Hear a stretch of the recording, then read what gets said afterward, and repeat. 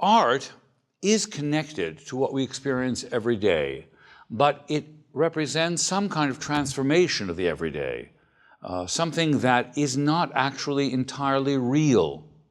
It can't be found by locating it. It requires human intervention. It is the fingerprint, if you will, of our existence in the world that has its impact on things we transform through the use of our imagination.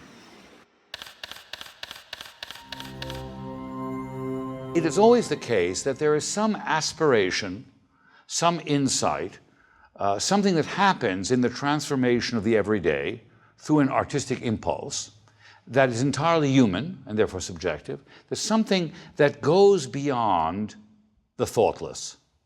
It goes beyond something that we would pass by. It makes us stop and think about something quite important in an entirely different way. It's for that reason that, already from the Greeks, the notion that art making was human was crucial. It was something like love that only mortals could experience. Gods didn't make art, but we made art about the gods.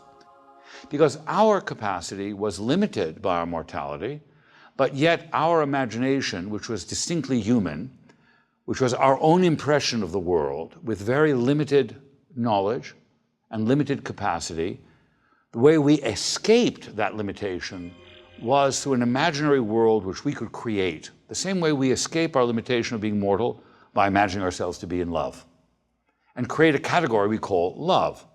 So a good example would be to say music, which is perhaps one of the most easy aspects of art to talk about. Now, music doesn't exist really in nature.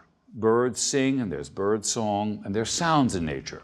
But the system of Indian or Chinese or Western music, how we divide tones, how we organize them in the West by half steps and whole steps, sometimes with microtones, and we organize rhythm, and we create a grammar of sound and expectation. So a song like Row, Row, Row Your Boat is something that seems natural to us. We can identify when it starts and when it ends, and we have a pretty good idea of how it's organized. Now that's totally artificial. There's no Row, Row, Row Your Boat song out in nature. And there certainly isn't anything as complicated as, in the Western tradition, a Beethoven symphony. Or even an opera, which is very artificial, in which people are singing and talking and moving at the same time, saying different things, all within a coherent fabric. This is completely fictive.